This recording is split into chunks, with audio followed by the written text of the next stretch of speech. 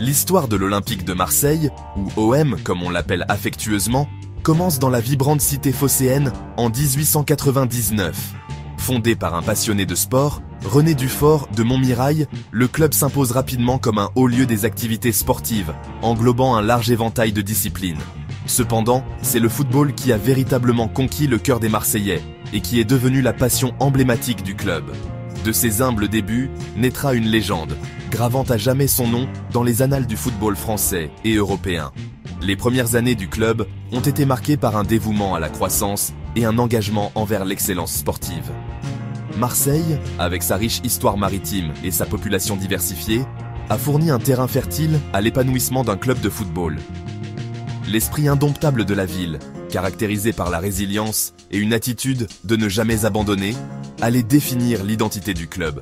Alors que l'OM faisait ses premiers pas sur le terrain de football, personne ne se doutait des sommets qu'il atteindrait, captivant des générations par sa quête incessante de la victoire. Les années 20 ont vu l'ascension de l'Olympique de Marseille comme force dominante du football français. L'engagement du club à développer de jeunes talents et à promouvoir une mentalité de gagnant a commencé à porter ses fruits. L'OM remporte son premier titre majeur en 1924, en soulevant la Coupe de France, un témoignage de la prouesse croissante de l'équipe. Cette victoire marque le début d'une ère de succès pour le club. Les rivalités locales ont alimenté la passion des premiers matchs, alors que l'OM se battait férocement contre les équipes voisines pour la suprématie régionale. Les couleurs distinctives blanches et bleues du club sont devenues un symbole de fierté pour la ville de Marseille, unissant ses habitants autour d'un rêve commun de gloire footballistique. À chaque victoire, la réputation de l'Olympique de Marseille grandissait, établissant le club comme une force avec laquelle il fallait compter sur la scène nationale. Les années 30 ont inauguré une nouvelle ère pour le football français avec l'avènement du professionnalisme. L'Olympique de Marseille a embrassé ce changement, consolidant sa place parmi les clubs d'élite du pays. En 1937, l'OM franchit une étape historique en remportant son tout premier titre de champion de France. Cette victoire a cimenté le statut du club comme une véritable puissance du football français. Le stade Vélodrome, le terrain de l'OM, est devenu un chaudron de soutien fervent, ses tribunes remplies de supporters passionnés qui vivaient et respiraient chaque mouvement du club. Le style de jeu offensif de l'équipe, caractérisé par le talent et la détermination, captivait le public et insufflait un sentiment de crainte chez les adversaires. L'étoile de l'Olympique de Marseille a continué de monter, et son nom est devenu synonyme de succès. Section 4. Une période d'épreuve. Naviguer dans les années 50 turbulentes.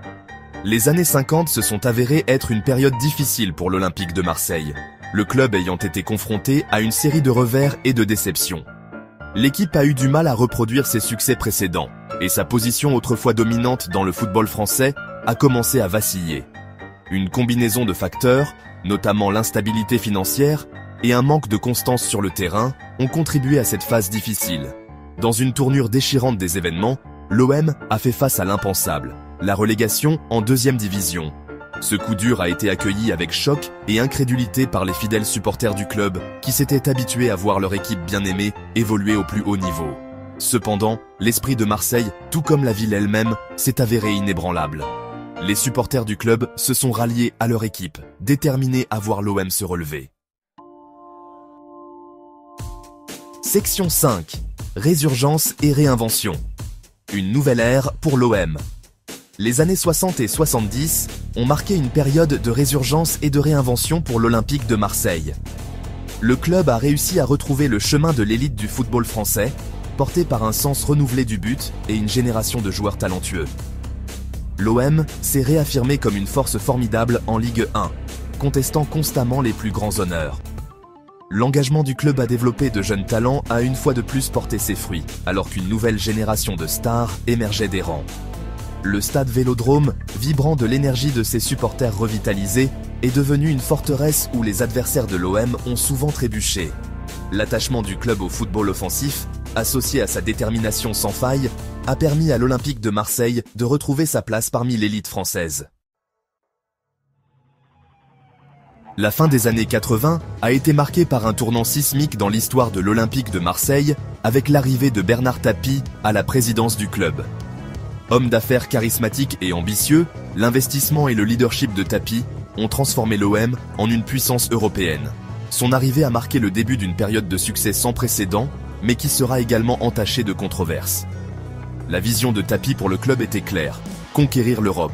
Il a investi massivement dans l'acquisition de joueurs de classe mondiale, attirant certains des plus grands noms du football au stade Vélodrome. Sous la direction de Tapi, le style de jeu de l'OM a évolué, devenant plus astucieux sur le plan tactique et impitoyablement efficace. La nouvelle domination du club dans le football français était indéniable, alors qu'il entamait une ère de succès national sans précédent.